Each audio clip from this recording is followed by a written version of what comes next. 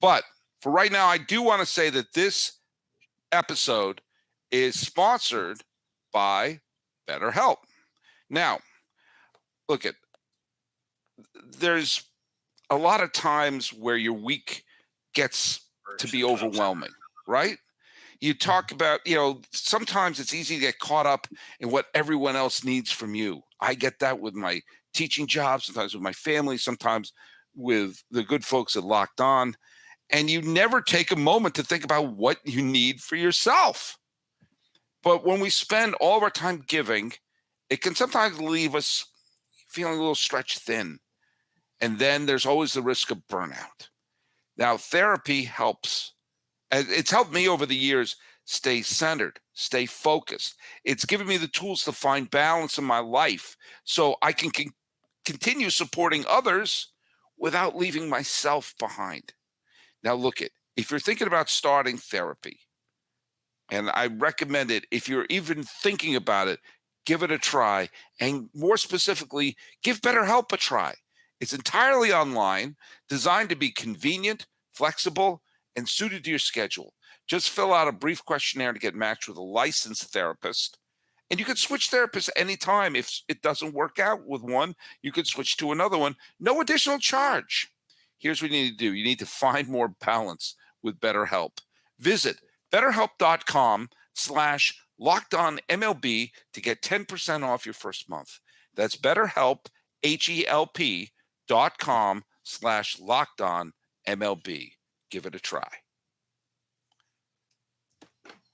Okay, Millard Thomas, you were the host of Locked On Diamondbacks, the first place Diamondbacks, and so we're celebrating how great things are for the Diamondbacks, and we're belittling the St. Louis Cardinals. There is a distinct possibility that when the champagne dries in October, the Diamondbacks may be long forgotten, and Cardinal fans will be remembering the glories of 2023 because the teams that are in first place going into May sometimes bear no resemblance to the teams that are playing in October.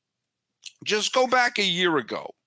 A year ago, the Yankees were off to a historic start, and they did wind up winning the division, having the best record in the American League. Okay. Do you know who had tied for the second best record in the American League at this point? Nope.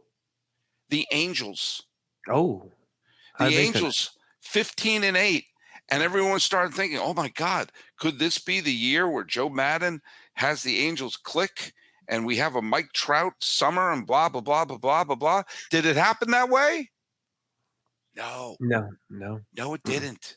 They turned into a disaster.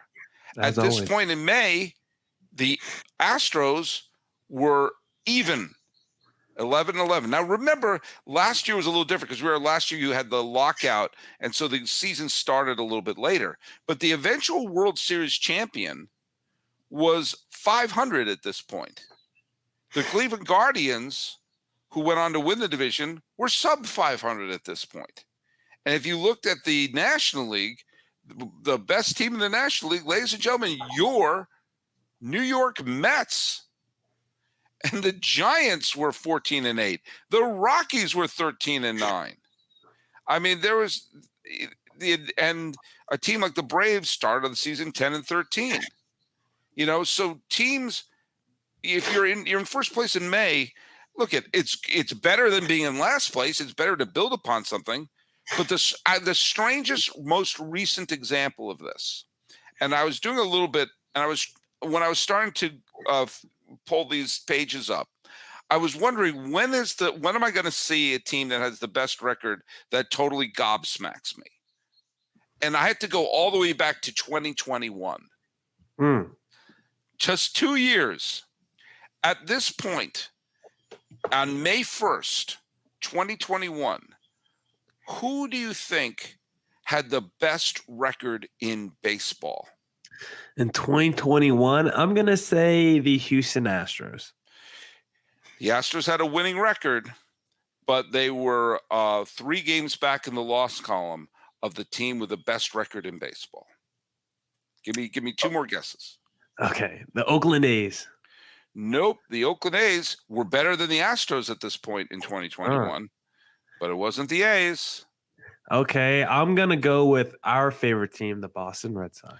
The Red Sox were the second best team in the American League, but the team with the best winning percentage in all of baseball on the first day of May 2021 with a 16-9 record was, drumroll, the Kansas City Royals. Oh, how'd they finish?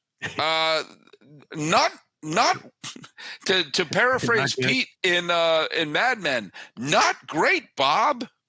They finished 74-88. They nearly lost 90 games. Going into May, Royals fans were going, "Oh my God, do we have a contender?" The answer is no.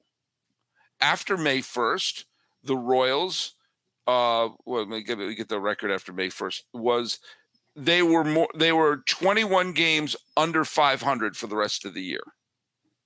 That's not good. That's not good. They played to a .423 winning percentage the rest of the year. The best team in the National League were the Milwaukee Brewers, but the eventual World Series champion were the Atlanta Braves, who had the third worst record in the National League at this point. Only the Marlins and the Rockies were worse than the Braves at this point. Now, I'm going to go back to I am not going to go to 2020 because that was the COVID year. Yeah. And that was, I'm sorry, there's no purpose in doing that. But let's go back to the year before COVID. On May 1st, 2019, the Cardinals had the best record in the National League. The second worst record in the National League on May 1st. Who do you think had the second worst record in the National League? I'm going to go with the Washington Nationals. The eventual World Series champion Washington Nationals. Only the Marlins were worse than them. They were. I'm going to expand upon this. At the end of there was a lot of chatter. If you remember, there was a lot of chatter about they got to fire Dave Martinez because it was a disaster, and they were playing. Their winning percentage was .414, which over 162 games would have been a 94 loss season. Going into May, they were playing like a 94 loss team. They won the World Series that year. Insane. So what I'm saying is, and of course, the team with the best record in the American League at this point were the Minnesota Twins at 18-10. Now, to be fair, they went on, I bet you forgot this, they went on to win 101 games in 2019. And then got absolutely 2x4'd by the Yankees in the division series. But I digress. The point is this, folks, and we're wrapping up here in a second. The point is this. It's a good thing if your team is a surprise team because you're in a better place to build upon a fast start than not. If you're the Pirates and you want to have a surprise season, it's better to run out, to jump out to a 20-something win April. But if you're a team like St. Louis, who we've just taken to the woodshed, there's a lot of months to go. And recent teams who start off horribly can turn things around. And teams that got off to great starts totally left our cranium. No one remembers the great Angels start. No one remembers the great Royals start in 2021. I can't even remember who was on that team. But I bet if we went back to the locked on MLBs for that point, it would have been like, oh, wow, golly, this is the Kansas City year. Nope. Yeah.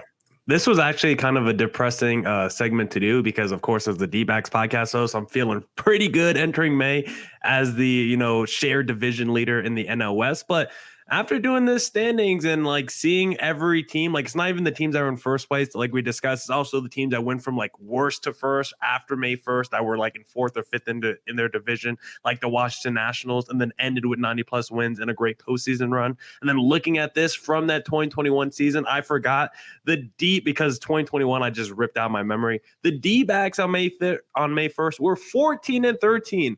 One game above 500. I remember going crazy in that lockdown chat because at one point they won like 8 of 11 games or something. Like they had a really hot streak going into the month of May. And then what happened the rest of that season? The D-backs somehow only finished with 52 wins in 2021 after winning 14 games in the month of April. So you could just do the math on that. I think the D-backs only won like 10 games over the next 2 months. So it can change really quickly for teams. And I just want to use this as like a way to just like calm ourselves down as D-backs nation, as Arizona fans. Like, let's remember it's a long season. I'm a guy that gets really high on the emotional roller coaster. I like to ride it throughout the season. When the D-backs are doing good, I'm talking crap, and when the D-backs are doing bad, don't come talk to me. But right now, I got to take this as a moment to remember it's a lot of baseball left, and let's take our time. And remember that same year in 2021, the Red Sox and Giants had very low expectations, and they got off to hot starts. And ultimately, the Giants won 107 games, and the Red Sox made it to the ALCS. So sometimes those surprise starts can build on something, but it's never a surprise when Millard Thomas is here and we have a good time. Let's wrap this up. Where can people listen to your show?